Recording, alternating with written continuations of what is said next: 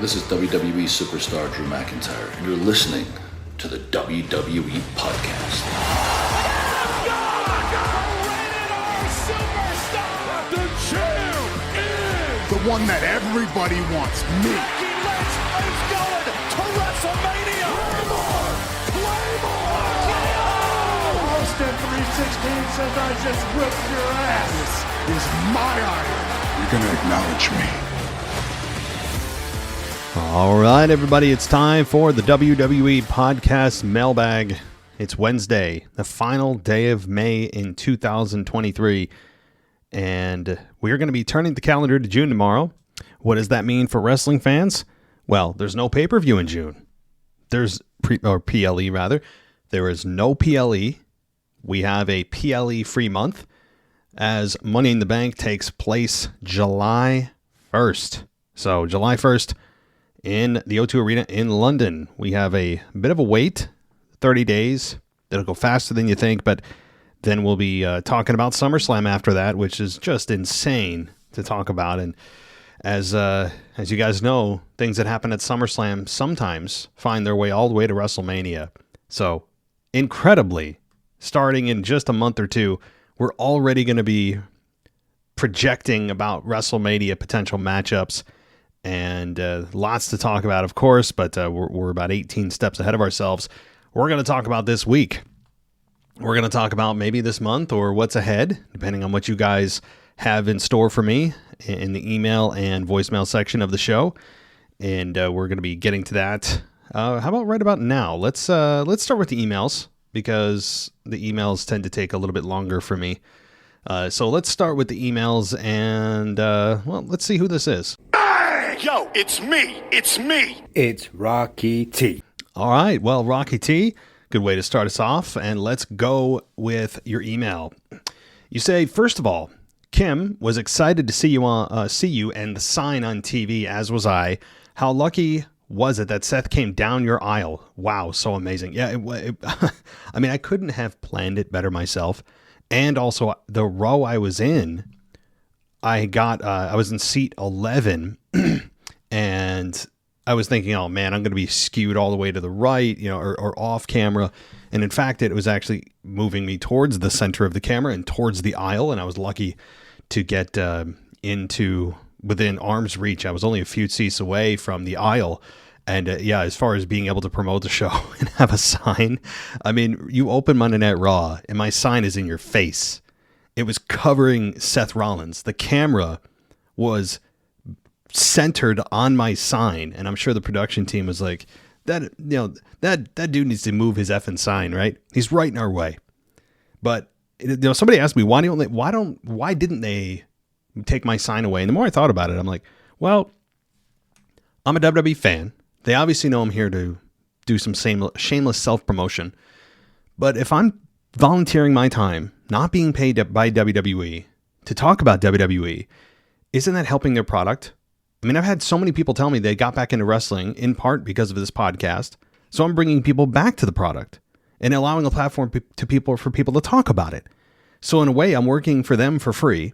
And then, not to mention, I paid money to go to the show. So I further invested myself in them, not just with my time, but my money now. And so they're thinking, what the hell, right? It's nothing offensive. I didn't have a logo. I did not put a logo anywhere, because if I did, I'm sure that would, that may have triggered somebody. But yeah, I mean, the absolute sheer luck that Seth came down my aisle was with arm's reach of me, and I was able to promote right when the hard cam was right there. It was absolutely perfect. All right. I know we here in Rocky T household, as well as everyone in the Discord, plus my partner Michael Gross, were over the moon about this. Yeah, again, it was a pretty cool experience. Seth Rollins was, I was trying to reach out and touch him, but I was too busy being selfish and trying to promote my show. But yeah, pretty damn cool. So cool. I'm glad everyone was excited to see the show's sign. I'm so jealous you got to see Shotzi's tank in person, he said sarcastically. I'm sure you rolled your eyes when they fired off the pyro. I mean, look, I despise the tank. I think the tank is childish. but some of you love it. And to me, it's just like, it's gimmicky just to be gimmicky without a purpose. It's just her sitting there going, how can I be different? How can I set myself apart? I know, I'll drive a tank to the ring. And someone says, well, wait a minute. Well, why would you do that? Well, I don't know. It's just to be different.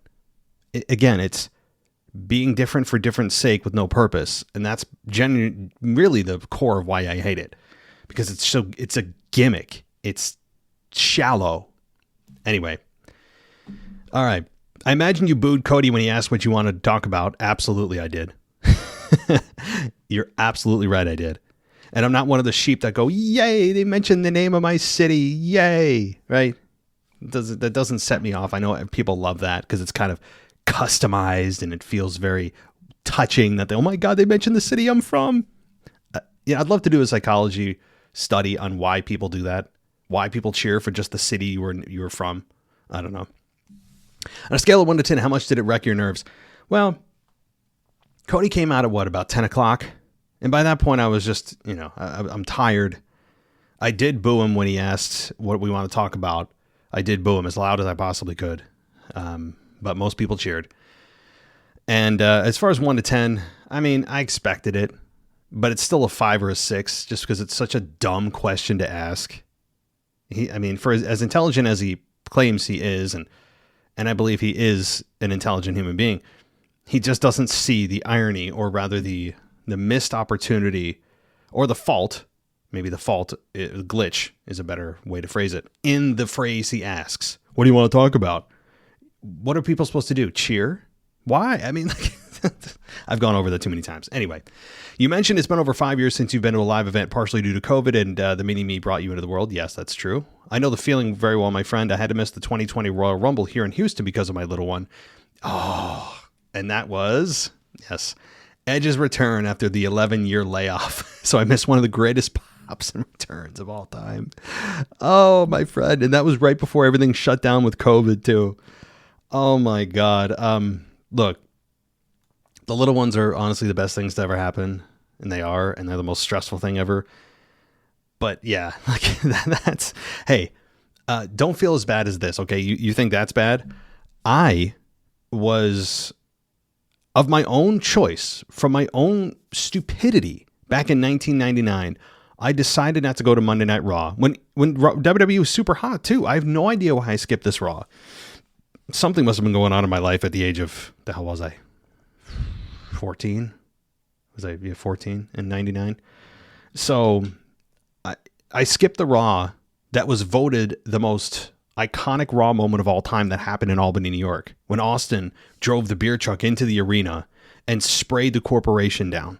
And then I believe he had a match with the Big Show that night, hit a couple of stunners, chair shots. I mean, I'm so... I'm still angry about it here, right? 24 years later, I still have angst about it. So don't feel bad. That is a big moment to miss. It was one of the biggest pops of all time with Edge. But try missing, of your own choice, at 14 years old, when WWE was the hottest it's ever been, missing the biggest Raw moment of all time. So, yeah, don't feel so bad. All right. DJ Kuzmo, let's get to you, my friend. Patrons of the show, by the way, guys, get priority. So if you want to join Patreon, you can do that at patreon.com/WWE podcast. We're running free trials and 7-day free trials, which never ever happens. So if you want to try us out for free and see what ad free is all about, you can do that. And you can also check out Apple Podcasts, where you can go ad free there, and WWEpodcast.com or WWEpodcastshop.com for all your merch. We're going to be adding more merch there soon, by the way, too. A lot more stuff to go there and put there other than just our logo on stuff. All right, let's see. What do you got, DJ? So you say, this is DJ Guzmo back at it again. A great weekend of pro wrestling this past weekend. Awesome time to be a wrestling fan. At times it felt a bit much with so much hours of wrestling and watching Night of Champions on delay late Saturday night, and then watching NXT Battleground and AEW Double or Nothing on Sunday at the same time, but I can't complain. Yeah, that's a lot. It's a lot. I mean, even the most ardent hardcore fans even get burned out of wrestling. That's a lot. Interesting title changes that stood out to me were Bianca losing her Raw Women's title to Asuka at Night of Champions, and Jade Cargill losing her TBS title to Chris Stanlander. That's how you know I don't watch AEW. At AEW's Double or Nothing, both former champions had long title reigns spanning a full calendar year. Kind of a weird coincidence.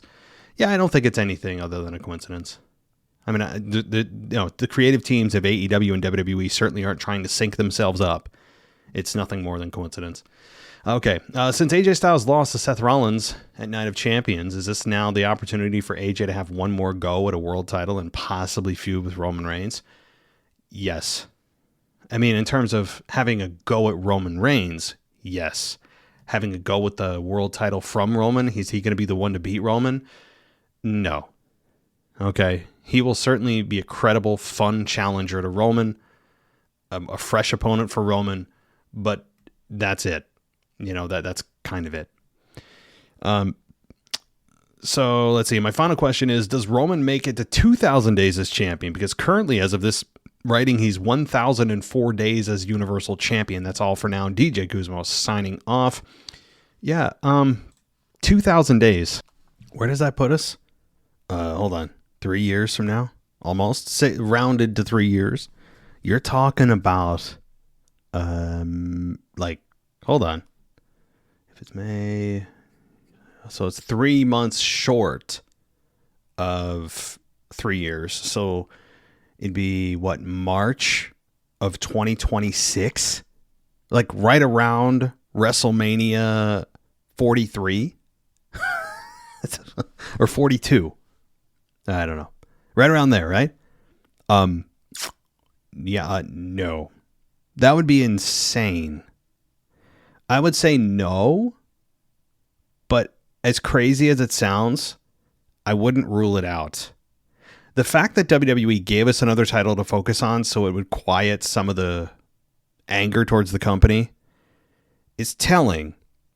And perhaps they're looking at this as Roman Reigns, perhaps, is going to be the longest reigning world champion of all time. All time. That would be absolutely insane.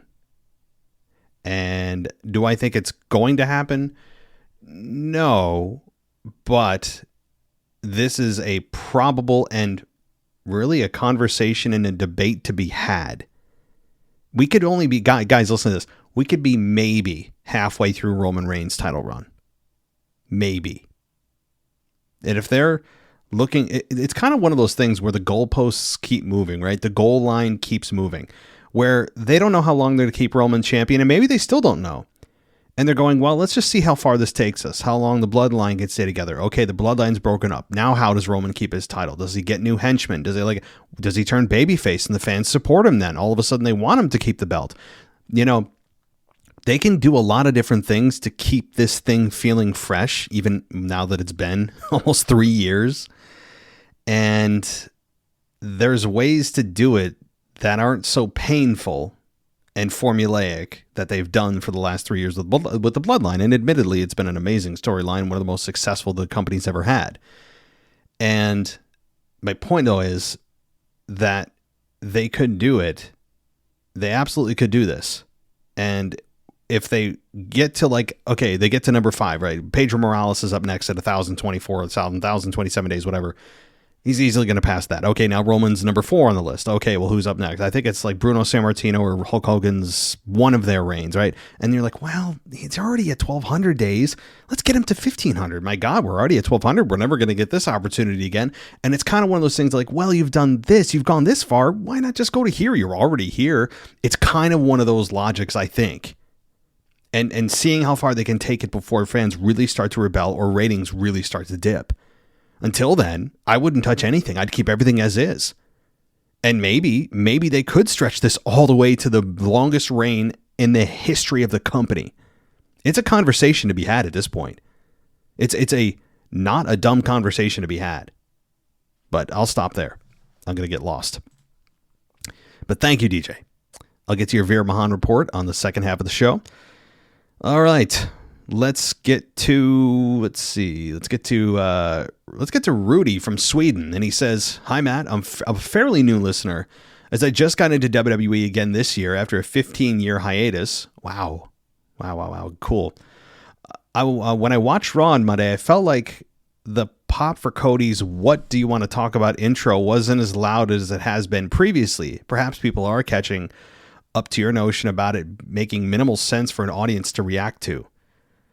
Interested to hear how you felt being there live. Yeah, I mean, I did cover this, Rudy, in my Raw review pretty thoroughly about, my thoughts on Raw. Of course, there's things I'm going to forget to mention or nuggets of things I don't bring to the forefront that I'm hoping you guys ask me.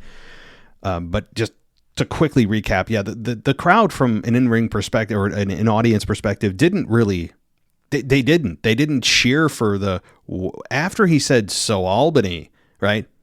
And he'll say that for "So Nashville," "So Cincinnati," "So wherever the hell he is. People pop for the name when they mention the name of the city for really unknown reasons. Really, when you think about it, I don't know if it's pride in your city, even though everyone that's from the place that you were born always complained about how boring the place that you're from is. So yet you're taking pride in something that you always bash. How many people out there are from, I'm from the great city of this or that, or how many people have pride in the city that you're from? No, it's almost just kind of tradition or a rite of passage to bash the place you're from and how crappy it is and how boring it is. And there's nothing to do, right? And all of a sudden you're cheering for it when someone mentions it. It's kind of weird, right? But anyway, to get to your point, Rudy, and thank you for writing in. Yeah, it wasn't a big reaction after he mentioned our city. When he completed the sentence of, "What do you want to talk about?" Everyone just, again, I booed, but some people were just kind of like a mild yay. Like, what are they supposed to say exactly? Like, it's not a question that you ask a crowd of 15,000 people. It's a stupid question. All right. Also, it would make more sense if he switched it up to insert city name. Let's talk, shall we? Yes. Absolutely. Instead of asking us a question, give us a statement. Or if you're going to ask us a question, make it yes or no. Or make it so we know what word or words, couple of words, to chant back at you. When it's an open-ended question to an audience, it makes no sense. We can't cheer it. We can't answer it as a group. It's stupid. I'm sorry. But you're absolutely right, Rudy. He could just say, "So, for example, so Albany, let's talk, shall we?" Absolutely. Cool. Fine. Do the cheap pop. Absolutely. I'm totally with you. Yeah, with his cheeky Cody smirk. That's another thing. Thank you for reminding me of that. His smirk does make me want to punch him in the face, even with the sling on. It's such because he knows what he's doing and he knows he's going to get a reaction. So he's kind of like it's obnoxious. I totally agree. I think that would work with either as a babyface or a heel. Yeah, I mean, maybe, but the problem is when you're a heel, obviously the goal is not to get cheered. At least it shouldn't be. And when you mention the name of a city, even as a heel, you get cheered. Look what Roman's done, right? Even when he's a heel, he still says, Albany, New York, acknowledge me, right? And people still cheer. So it's just not a good idea, I don't think, as a heel to mention the name of the city. Or if you do, don't make it so it's reactive or like a participation segment where, you're saying something and you're expecting the crowd to pop. You say it in a demeaning way. Like, "I want to get the hell out of Albany, New York," right? Something like that. Keep up the good work, Rudy. Well, thank you, Rudy. Thanks so much. Hope you're doing well over there in Sweden. All right, let's get to Joshua. I'll just call you Josh. Yeah, Josh from Kansas City. And happy Mailbag Wednesday. First question, is the Seth freaking Rollins entrance chants as loud as in person as they sound on TV? The "You Deserve It" chants too. And then is the heat real in person for Dom? Great questions. Great questions. Okay, first, the Seth Rollins chants, they are very loud. It's just such a great song to kind of sing along to. Cody, same way. They are as loud as they sound. They really are. And sometimes even louder.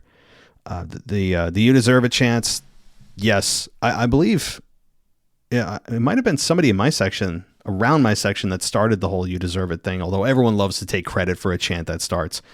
Whatever. But yeah, that was pretty loud too. And I did chant along with that because Seth does deserve it. Absolutely. But the heat in person for Dom is absolutely nuclear. It's palpable. Easily, he got the loudest, most visceral reaction out of everyone. And I was sensing that people genuinely hate him. And that's not something that you come across very often. You know, people were trying to boo him off the microphone. The thing is, too, it's a bit of a social contagion, meaning like you see someone else do it and all of a sudden it's fashionable to do. And when we boo him off the microphone, part of me is thinking, well, is this real, considering that people who are here at Raw have watched previous Raws and have seen crowds do the same to Dom and they want to do the same to Dom? Probably. But also I sense that Dominic is so inherently unlikable that people do also want to just shut him up and drown him out. Name the last time anybody got on the mic regularly, like Dom, and got booed to the point where he can't even speak. I mean, the only time I can think of is Roman Reigns after WrestleMania 33 when he beat The Undertaker, and Roman couldn't even speak. You know, there's been very few times. This is not a normal reaction, which is a great compliment to Dom, and something they should absolutely push forward with, and honestly put gold around Dom's waist at some point. Give him the Intercontinental Championship maybe sometime in 2024. Keep this going. The Rhea mommy thing with Dom is just, it. Even in person, it feels just like they do feel like a kind of an awkward couple. They feel like an uncomfortable, age inappropriate couple, even though they're not.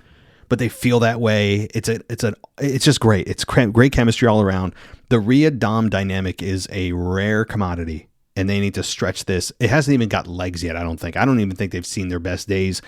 There's a lot to come there, I believe, and I would put Dom, maybe as the Money in the Bank winner. How about that? I would push Dom to not to the moon, but at some point put gold around his waist, and I mean that within like 6 to 12 months. All right, thank you. Wait a minute, nope. Wow, I didn't even get through the rest of your email. Sorry, Josh, I almost cut you off. Loving the seat placement for the sign. Being in the opening segment, taking up half the screen is outstanding. Hope we see some new peeps in the community. Yeah, again, I couldn't have asked for a better beginning to Raw. It's almost as if I had collaborated with somebody at WWE and bribed them into starting Raw with the way that they did. Because that was exactly pointed in my direction, exactly center of the camera, because Seth was right there and I'm like, all right, I got to do this now or never. I don't care if they get pissed or my sign gets taken away. I got to do it now. Right. And it worked. So yeah, I hope some new people join us too. I have noticed an uptick in downloads and, subscriptions. So, hey, I didn't expect an explosion, but getting the exposure directly to the people you're trying to reach, millions of people, hey, why not? And we'll cross our fingers and hopefully get some new blood out there. All right. Night of Champions. What do you grade the event? For me, the highs were high, but the non-storytelling portions were just eh. Thank the Almighty that Bianca Belair. I thought you were talking about Bobby Lashley, but you're saying that basically, thank God that Bianca Belair is not champ.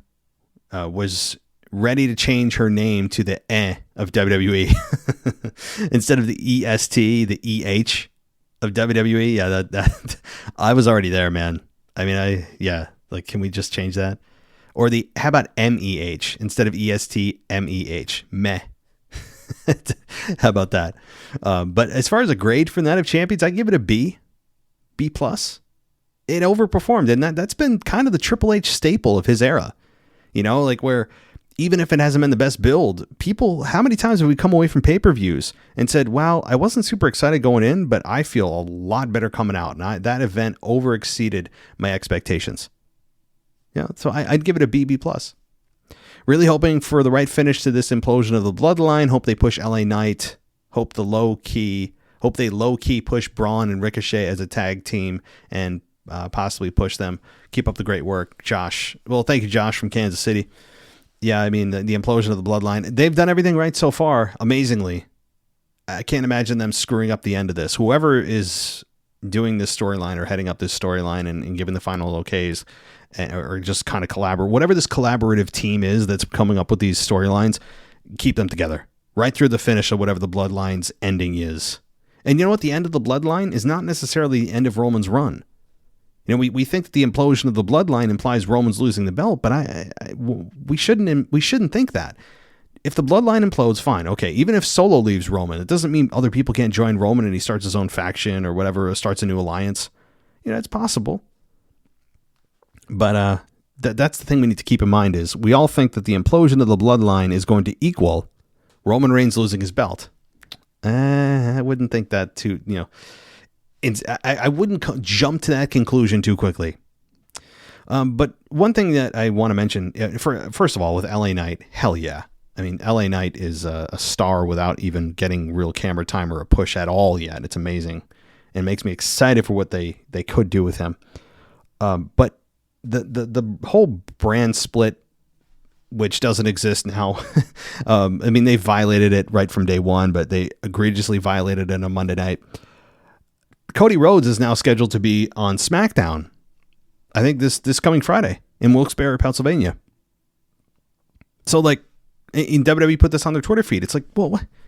It's so much for the brand split, guys. Like it's ridiculous. All right, moving on. Let's get to Dennis. And Dennis says, hey, Matt, hope you're well. First of all, I'd like to let you and Mr. and Mrs. Casual Wrestling Fan know that I am the mystery contributor number 2. I don't know why my name never came up on the email. I spotted you. I was watching Raw at work on Monday. I shouted, "Oh, that's Matt." My work colleague asked me with a confused look on the face, "Matt who?" Yeah, right. What do you mean, Matt who? Tell you whoever that work colleague is. I mean, if they don't know who I am, they should know, right? All right, I'm joking, but I'm going to give my pick for the men's Money in the Bank now. I'm going with LA Knight. I think he will beat Montez Ford in the qualifier on Friday night. Jimmy super kicking Roman not once but twice was great. I marked out. Okay, LA Knight winning.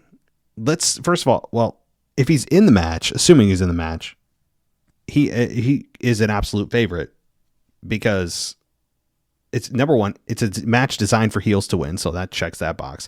It's usually someone that's kind of an up and comer. He checks that box. And there's a lot of grassroots kind of just organic love for LA Knight. So he kind of checks all the boxes you'd want for somebody to win the Money in the Bank ladder match. I wouldn't hate it. I would love it. Absolutely. And as far as Roman getting kicked by Jimmy twice. Yes, that was key. Yes, I love that. How was your trip to Raw? I did cover that on my Raw review last night. Who do you think got the most heat and pop? I did answer that last night, but to recap, the biggest pop was probably Seth, followed very closely by Cody Rhodes and Kevin Owens and Sami Zayn. They all got that heat. Dominic easily. Just in case my name is attached to the email, it's Dennis O'Brien from Ireland. Well, there you go. Dennis O'Brien from Ireland. Hope you're doing well. And get your colleague up to speed, man. All right. Let's get to Matt. Is this Matt G? And he says, I'll skip the small talk and get straight to business. There's a lot of ongoing talk about Seth being this generation's HBK. If anyone has any doubts, Rollins' actions on Raw this past week should put that to bed. Rollins sliding out of the ring, putting his arm around Rhea, and screaming when she realized it was him is a beautiful tribute to HBK doing the exact same thing to Melina at Survivor Series 06. It put a smile on my face, but for whatever reason, my opinion is worth HBK did it better. Look, do I think Seth Rollins is this generation's HBK? I don't want anyone to be the next generation's anything. I really don't. I try not to think of it that way because, for example, when people were like, Dolph Ziggler is this generation's HBK. Well, then you've kind of screwed Dolph Ziggler's career from the beginning if you mention that, because to compare a star that's up and coming with a generational legend, you've already given them an impossible hill to climb. They're never going to be that. So if you're always thinking that they're this generation's whatever, they'll never be that and you'll always be disappointed because you're always going to be thinking, well, HBK did it better. He did this better. He did that better. I would argue Seth Rollins is more athletic than HBK. I would argue Seth Rollins, in most cases, puts on a more entertaining match than HBK did in some respects. HBK is one of the greatest of all time. His in-ring psychology is second to none. But I would argue if you're looking for athleticism, Seth Rollins outdoes HBK. And you know, but I'm not trying to make that comparison. I mean, and as far as the Survivor Series 2006, who the hell would remember that? Good for you. Good for you. All right. Let's get to a brand new patron, Malachi. Malachi says, first time writing into the show. I've been listening for a long time, and I've decided that I have to be the Bianca Belair defender on this show. Well, let's do it. Let's see what happens. I've heard the disrespect from the world in the podcast long enough. Put some respect on her name. She's carried the women's division on her back for the past 2 years, has done more media and press and the ambassador stuff than any woman in WWE history. Top merch mover and one of the best in-ring talents. Please put some respect on her name. She's earned everything she has. She wasn't handpicked from the beginning like Rhea. Rhea is not the face of the women's division. To be the face, you actually have to provide something for the women's division and not be involved with the men 24/7. Bianca is the face. Her booking and development is no fault of her own. Triple H has no idea what he's doing with the women's division, and it's falling on her. Rhea is Triple H's pet project, so she gets all the attention while Bianca was main eventing WrestleMania and carrying the women's division. Rhea was too busy flopping as Raw Women's Champion, playing superhero with Nikki ASH, and playing dominatrix with Liv Morgan. Put some respect on Bianca's name with all due respect. Love the podcast outside of Bianca hate. Okay. Malachi, listen. I have never said that I don't respect Bianca Belair. In fact, I've said many times, the exact opposite is true. Every time I talk about her, I say, and you can go back and listen, every time I say she is without a doubt, arguably, the best pure women's athlete WWE has ever had, ever. I've said that. She is an incredible athlete. Her strength, her in-ring ability is it's top of the line. I have said that every time. Okay, if I'm disrespecting somebody, that's a weird way of doing it, isn't it?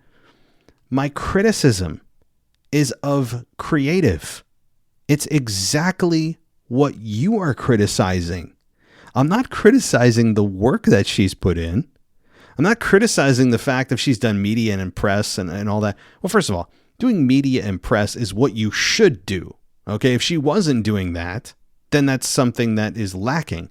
If you're doing it, it's just meeting expectations, okay?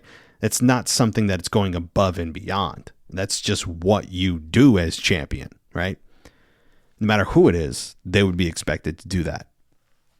So that's not a unique trait to Bianca. And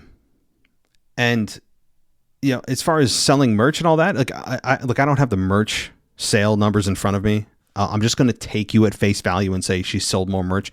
Fine. Okay.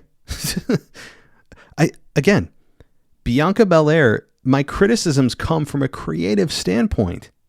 The same thing that you are complaining about with Triple H is kind of generally the same thing I'm complaining about. They just need to turn her heel. Why? Because, and if you don't agree with me, I don't know what to tell you, because listen to the reactions over the last 6 to 12 months. They haven't exactly been over the moon. And you can't tell me Bianca has done a whole lot creatively over the last 6 to 12 months, like progressing with her character. It's been very formulaic. Her promos have been underwhelming to average. And here's where you're going to say, that's disrespect. No, that's just an observation, number one. Okay. Number two, I know Bianca's capable of more. And WWE should kind of read the tea leaves of, okay, she feels like she's stagnant. The crowd's not reacting to her the same way they used to. What do we need to do? Let's turn her heel. She's been a babyface for 3 years now? It's time to turn her heel. It's going to push her even further, which is what I want for her. And that's also a pretty weird way of somebody being disrespected if I want more for her because I know she's capable of more. Again, when you say, I think what you mean by disrespect is you should love the way she is exactly the way she is and she shouldn't have to change. Okay, well, it's pro wrestling, okay? People need to evolve. If you stay in the same place and spin your wheels, your character is going to fade And that's exactly what has happened with her from a character perspective. Her in-ring has never faltered. It's her character that can easily be fixed with a heel turn or just adding a new wrinkle. Adding a new wrinkle to her character. Do some promos. Do some backstories. Talk about her life. Do some vignettes. Do some sit-down interviews. Corey Graves is excellent at that.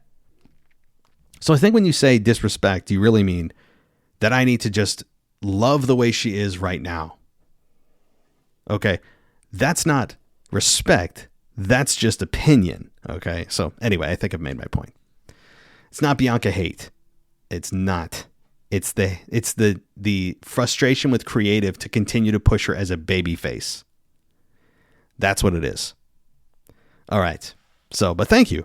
Let's get to Kimberly. This is Mrs. Rocky T. And she says, hey, Matt, long time no see. It's me, Mrs. Rocky T. First of all, kudos on making it to Monday Night Raw. I love that we got to see your sign on TV. Did you enjoy the show? Yes, I did. I really did. It makes me excited to see the next one and remind me why I love wrestling and reminds me why, I spend the time doing what I do. And it just kind of resets you as a wrestling fan when you go to a live show. We can't wait for Raw in Houston, July 31st. Well, I'm jealous. I hope it's a good show for you. Now, what are your thoughts about the Bloodline finally splitting up? It's a love-hate thing for me. I really thought it was going to be Jay to turn on Roman. I can't wait to see what's next. Roman needed a good smack in the face. Hopefully that deflated his alter ego. Until next time, this is the way. Yeah, so it is a love-hate thing for me too, because they've been such a foundational piece of SmackDown. They have been something you can count on every single Friday night. That you're going to get a quality segment. It's the segments you pay most attention to. And more often than not perfect, but more often than not, the segments are really good and well acted, right? So we're all invested emotionally. And at least most of us are. So it's a bit of a love-hate, but the thing is, all things have to come to an end at some point. And the Bloodline storyline breaking up, it is a big story. I did think Jay was going to turn on Roman too, and I think he eventually will too, because Jay was the one who was conflicted, and yet Jimmy comes out of nowhere and he's the one to turn on Roman. It's weird. I think Jay had more support from the fans and were beloved more by the fans than Jimmy was. So the third wheel coming out of nowhere still got a big reaction, but I think Jay would have got a monster pop because he's been the one who has really been the unsung hero of this whole storyline with Sammy and all that. But the facial reactions and the acting by Jay has been absolutely top notch. But I mean, Jimmy has done his part too. He's just been kind of the forgotten piece. He's always been Mr. Bloodline. He's never had an issue. And then all of a sudden he loses the tag titles and he's like, we're going to turn on Roman. I mean, I know Roman's abused them and he pushed their faces and all that stuff. But I agree. It should have been Jay. However, we haven't seen this whole thing play out yet. And I think Jay is going to be conflicted once again. What does he do? Does he side with his brother or does he side with his cousin? Like all that. Eventually, we all know what's going to happen. It's going to be Jay and Jimmy versus Solo and Roman, probably at Money in the Bank or SummerSlam. I think that's where they're headed. Probably Money in the Bank. Probably. Because I would hope that Roman Reigns at least defends his championship at SummerSlam. You would think. But who knows? There's so many ways they could go. So many ways. And that's been the discussion point for a long time, is there's so many ways that WWE could go with this and that and Sammy. And what does he do? Does Sammy win in Montreal? Does he not? Well, if he doesn't, does Jey Uso win the title? Like, we've been talking about this forever. And it's exhausting to talk about because there are so many great ways to go. And we're just going to have to see it play out. But yeah, I'm with you. It's kind of a love-hate thing for me too. Because you don't want to see it go, but it's kind of time. And even though you don't want it to happen, when it happens, maybe you're like, oh, that was awesome. I want more. It's kind of one of those things that like, it's probably time though. Right. So, all right. Thank you. And let's see, what do I got? Do I have anybody else? I don't know if I do. Yes, I do. I've got Amber. And Amber writes in and says, hey, Matt, it was cool seeing your sign on Raw this week. I just listened to the Raw review, and it was nice to hear an in-person perspective. I have a random question, but it's not about Raw. My husband and I both listen to the podcast and have always wondered how you got Drew McIntyre to do the intro. Did you just slide into his DMs, as the kids say, or did you meet him at an event or something? I apologize if you've already discussed this before. We only found your show about a year ago. Thanks for reading. Love the podcast, Amber. Well, thank you, Amber. I'm glad, and I'm really grateful that both of you listen to the show, so thank you. Well, we're good friends. We went to high school together, and he's an old friend. So he gets me backstage, and I'm joking. That's the interesting one, right? That's the more organic, cool answer, right? Here's the boring, real answer. Cameo. A couple of years ago, I paid Drew McIntyre to do some shout outs to some of our team members here at the WWE podcast. And at the very beginning, I asked him to say, hey, at the very beginning, could you just say what you hear at the intro to the show? And he did. And I'm grateful for that because obviously we have monetized it, and why not, right? That's all. It's Cameo. It's not the cool, interesting, oh my God, he has connections. No, it's not. It's just called a little bit of money and some luck. Funnily enough, though, I actually, I tried to doing the same thing with Kevin Owens on Cameo, and he keeps like rejecting my requests. So I'm wondering if he's concerned that the name of the show, because it's called the WWE podcast, would get him in trouble with the office. I don't know. I'm not sure. But Kevin Owens hasn't really been as receptive to me on Cameo, even though he's accepting requests, because I'm trying to get him to do one too. Anyway. All right. Well, cool. Thanks, Amber, and welcome to the show. And if you have any questions or want to submit a question every week or an email, go for it. All right. Let's, oh boy, my God, I think that's it for the emails. So guys, it's time to dive into the voicemail. So let's do it right now. Hello, WWE Podcast World. This is DJ Kuzmo back at it again on your Mailbag show, recording to you live on a Wednesday morning. And let's get to your favorite show to come in every single week on the Mailbag. And I'm talking about the Veer Mahaan Report. Now, the Veer Mahaan Report took place this past Monday night on Monday Night Raw, live from Albany, New York. That's right, the hometown of none other than our host, our gracious host, Matt. Shout out to Matt from the WWE Unofficial Podcast. It was great to have him watch the show live. And of course, great to see him witness the Indus dominate once again, because the Indus of my guy, Veer Mahaan, Sangha, and the modern day Maharaja were in ring action once again. This time going up against the likes of Javier Bornell and Kevin Ventura Cortez. Now, for some reason, I gotta say, before we get to the match, why was Kevin Ventura Cortez looking like a bootleg version of Matt Hardy? I was like, is this some sort of rib that this guy looks like Matt Hardy from the 1990s and the Hardy Boys? Anyway, let's get to the match. Before the bell even rang, we did get a little botch, or as I guess my guy Veer Mahaan was just a little bit too excited that he fell off the ring apron, but he quickly got back to the ring apron, and before the bell even rang, he absolutely annihilated, absolutely punished Javier, absolutely punished Kevin Ventura Cortez by booting him into the face. And of course, the bell rang, and we did get to see the quick offense of Veer Mahaan and Sangha. Veer Mahaan just doing those awesome athletic abilities that he does so well in this 1 minute and 15-second match. And of course, we did get to see Sangha with the vertical suplex to Kevin Ventura Cortez as he was tagged in, and then all of a sudden, to close it off, we did get to see their famous Doomsday finisher, where Veer Mahaan goes to the middle rope and goes for the big elbow drop. And of course, 1, 2, 3, the Indus win once again, as the Indus are 2-0. They are 2-0 on Monday Night Raw. But before we get to the conclusion, as I close it off here, as the Indus is lifting their hands in the air, as they are lifting their hands in the air, what do I see in the corner of my television? Oh my goodness, is that Matt?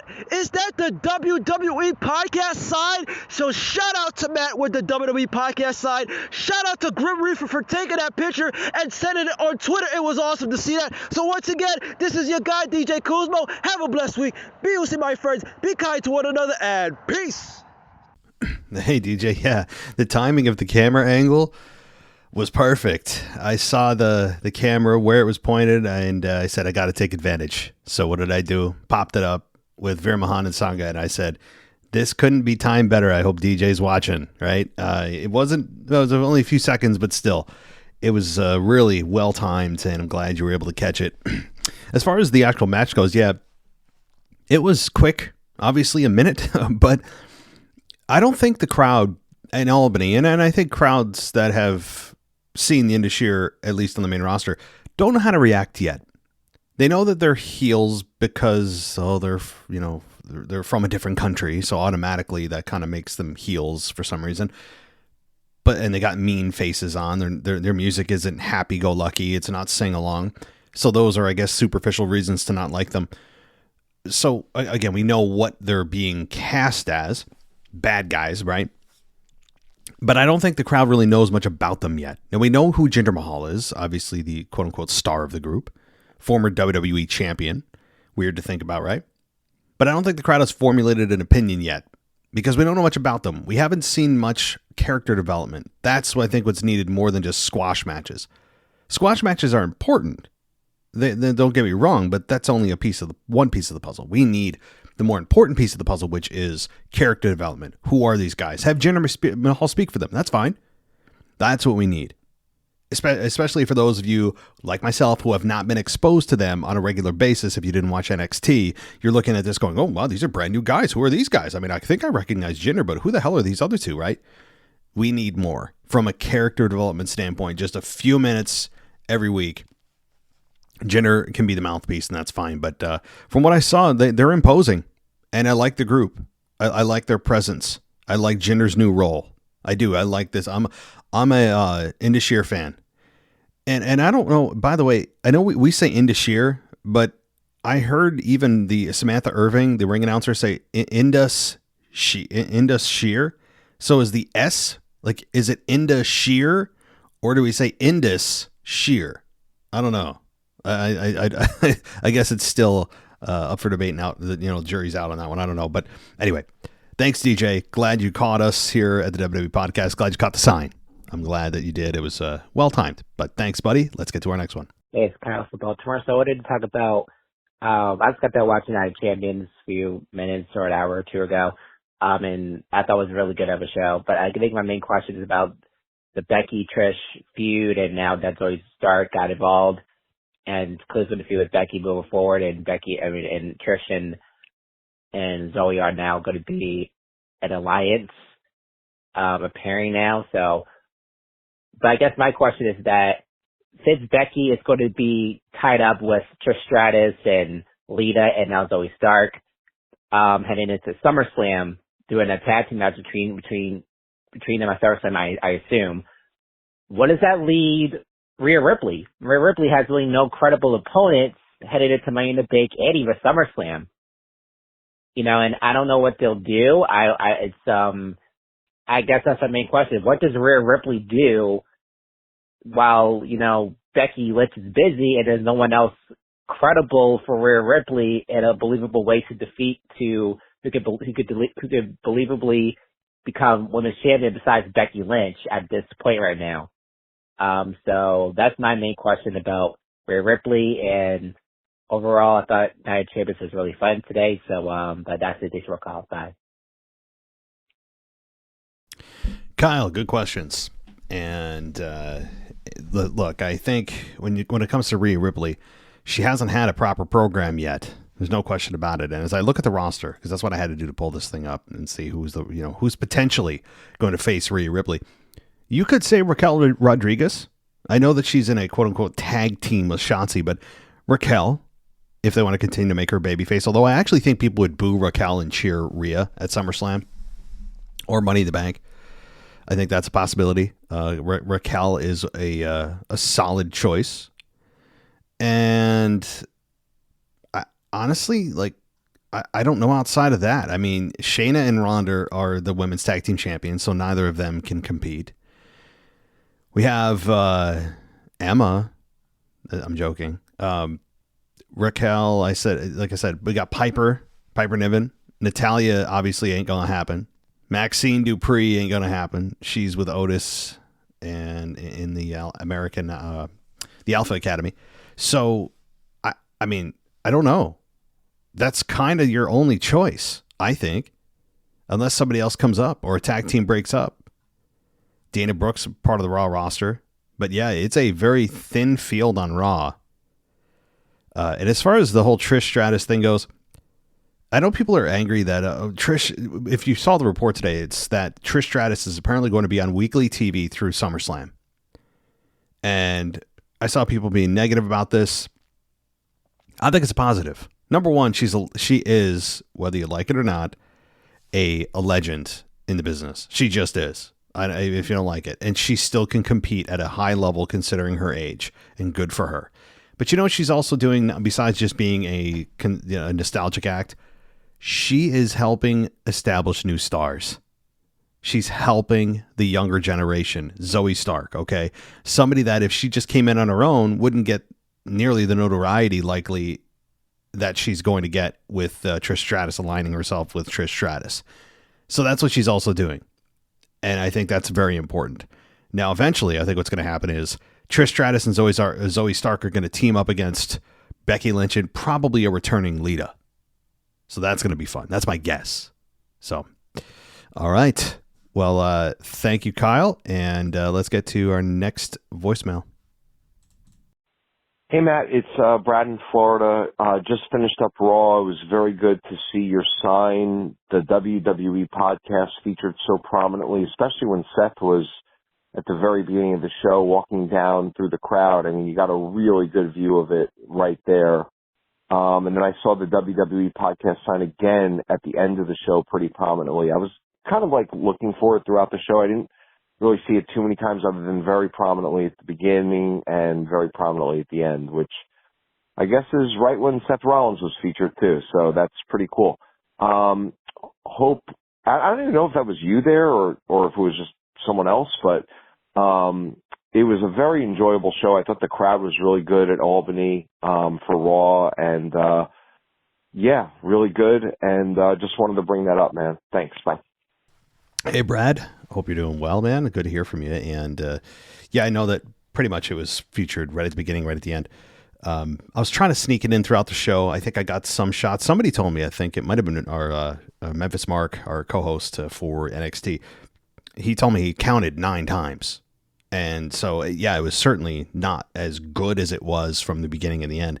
It's difficult, though, because what you need to do when you're not perfectly in line with the camera is when they pan to you, you have to be watching a screen that's above your head instead of watching what's in front of you. So it's like you're trying to be present watching the match that you paid to be there for, watch the show you paid to be there for, but you're also trying to see, oh, wait, am I on TV? Can I get my sign on TV? And you have to pay attention. It's kind of distracting. It's not as easy. And, the next time when they come to Albany live, what I'm going to do is pay for even better seats. So that sign that you saw constantly throughout the show that said, Rhea, will you be my mommy or whatever? That's going to be me. All right. Like, I'm going to pay, I don't know, probably a few $100 to get that seat. Okay. I'm going to be the annoying guy that's like, oh my God, we've seen that 100 times this show. Stop putting your sign up. That's going to be me. All right. But I'm glad that you saw it. It's kind of surreal, that so many people did, but very cool. Thanks, Brad. And let's get to our next one. This is Josh from Kansas City again. Watching Raw now for the week, Tuesday. Not even a minute in, you see the WWE podcast poster, and that is dope. Just wanted to comment on that and then say I love Seth freaking Rollins as the heavyweight champ. I really hope LA Knight gets a major push here very soon. His pops have been outstanding. That's all. Have a great day. Well, hey, Josh, I hope you're doing well, and short and sweet and to the point. Yeah. So many of you saw it right off the bat. I mean, honestly, there couldn't have been a better time to be featured, right? Most people watch right at the beginning of Raw. What's going to happen right at the beginning? Major angles are formed at the beginning of the show that end the show. That's the main event usually. So if I was going to pick only a couple of times that people saw it, it would be the beginning and the end because that's when most people tune in. So cool. I'm glad that you saw it. Sounds like you were listening to wrestling in the background. I heard Seth Rollins. Oh, right. Good stuff. Very good stuff. So Josh, thank you for calling in. I really appreciate it. And let's keep rolling, guys. Maybe the show will be under an hour. We'll see what happens next here. Let's roll. Hey, Matt and the podcast. It's New York Kyle. So first of all, before we get to the coordinator for it, shout out to Matt. I saw the sign. You got a good 10 seconds right by Seth Rollins. That was awesome. Of all the aisles he could have walked down, and he didn't even come to the entrance ramp. That's just lucky. That's awesome. Kind of jealous, but I'm happy for you. That was awesome. If anyone wants to see me get like a 10-second video of on my TV to his sign, go look at Matt's Twitter. Like his first post about the show, I put a comment under and said, "Yo, like this is you." I put a video down there. Also, Matt, let's listen to your Raw review about the Seth Rollins AJ Styles stuff. Apparently, reports are that all the AJ and Seth stuff that was on the show was all last minute plans changed by Vince. Everything else was originally planned, but the stuff AJ stuff was all Vince's idea. So he broke the draft rules like you suspected. Not surprising there. Anyway, this is the debut first episode of the Corrugated for it. So last night on NXT, she had a nasty black eye from her match last week against Lyra Valkyria. She was backstage basically talking trash to the women's locker room. She's a heel. It was fun. Ivy Nile of Diamond Mine, the Creed brothers. Ivy Nile came in and basically was like called Cora out. They had a match later on. Ivy Nile was also feuding to Ava Raine, The Rock's daughter. So during the match, Ava Raine came out and basically distracted Ivy Nile to get Corrugated to win. Because Ivy Nile and Ava Raine are feuding, so Cora got a win, so that's cool. I know this was for the first debut episode of the Corey Report. This was kind of a quick episode, but not much happened last night for her on the show, which is fine. Some weeks she's not going to have much plans. It's fine. But she got to win. It's all that matters. Anyway, that's all for this week. Talk to you guys on episode 2 next week. Hey, Kyle. Well, I love you guys doing these like reports for stars that we just aren't. Most of us aren't paying attention to. I mean, with, of course, the Veer Mahan report that now Veer Mahan is on the main roster, it becomes even more important and cool that we have been following him. Even if you don't watch him, you hear the Veer Mahan report, and you've been following him even via audio about the updates from NXT, and then you can follow them to the main roster, and then eventually maybe follow them all the way to a tag team championship, and then who knows after that, right? So I appreciate when you guys do these little, kind of underreported talent reports. Underappreciated. How about that? Underappreciated talent, or maybe under the radar talent. I like that. As far as the reports about Vince McMahon doing what he did, allegedly with the Raw, that was my speculation. It felt like something Vince would do, and he's thinking to himself, the fans don't care. AJ's here, right? That's what they care about. Right? And I don't think he realizes more fans care about this stuff than he may realize. I would have preferred AJ not to be there if it was to sacrifice the sanctity of the draft. I really would. I love AJ. But to me, the draft is so important to abide by the rules, or there shouldn't be a draft. Case closed. End of story.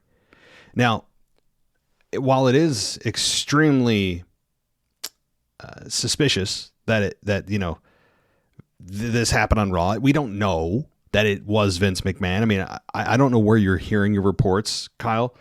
Maybe it's the Torch, right? Wade Keller and his team do a great job. They do a very good job. They're all usually on top of things.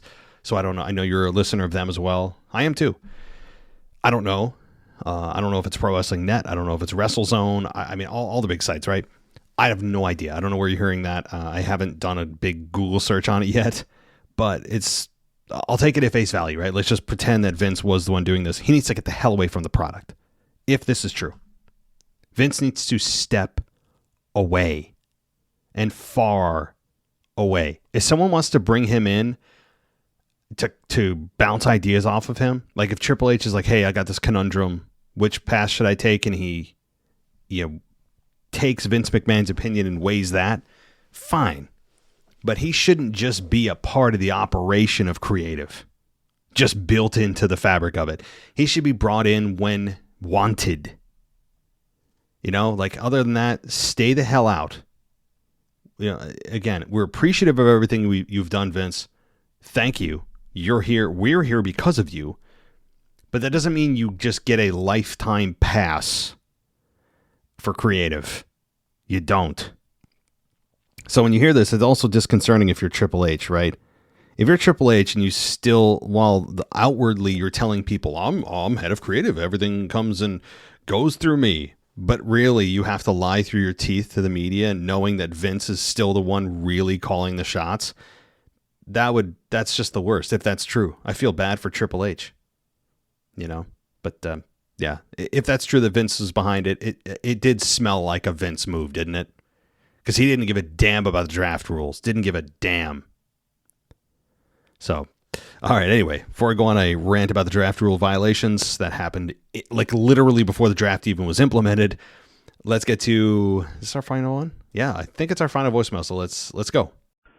What up, WWE Podcast? Checking in once again. It's Rocky T here with your Roxanne Perez update, inspired by the Veer Mahan Report. Shout out Kuzmo! Roxanne Perez, unfortunately, was not on this week of NXT, and that may be in part to the black hooded attacker from last week. Now, this week we did get the reveal of who was under that black hood, and she goes by the name of Blair Davenport, better known as B. Priestley. She, like I said, she was revealed as that, so in the coming weeks we will get more information about her. In other news, the center of the universe, Tiffany Stratton, captured her first piece of gold in WWE Universe by winning the NXT Women's Championship in the finals of the NXT Women's Championship tournament. So keep a lookout for her. I will keep you updated. Besides that, a little remark about the Raw review. The Drew McIntyre commercial that you were referring to, Matt, with Rich Holland getting the hair waxed off his chest by the Asian lady, that was in reference to a movie, and that movie was the 40-year-old version. If you haven't seen it, or if you don't remember, just go back and watch it. Very classic scene, and that was one of the Hollywood movie redos that they did. That's all for this week, everybody. Try to have a good day, people. Have a great day. Bye. Oh, also, one more thing. Wrestle Magic Episode 3 will be posted very, very, very soon. So keep a lookout and stay tuned for more. Thanks, everybody. All right, Rocky T, thank you for the Roxanne Perez report. Again, another great way to keep up with talent you may not be paying attention to. And some people may say, I only want to hear about the stars. Well, how do you think those stars got their start, right? I think there's some value in seeing people from the ground up. Seeing people and wrestlers that you aren't paying attention to because they're not the draw right now. They're not the money makers right now.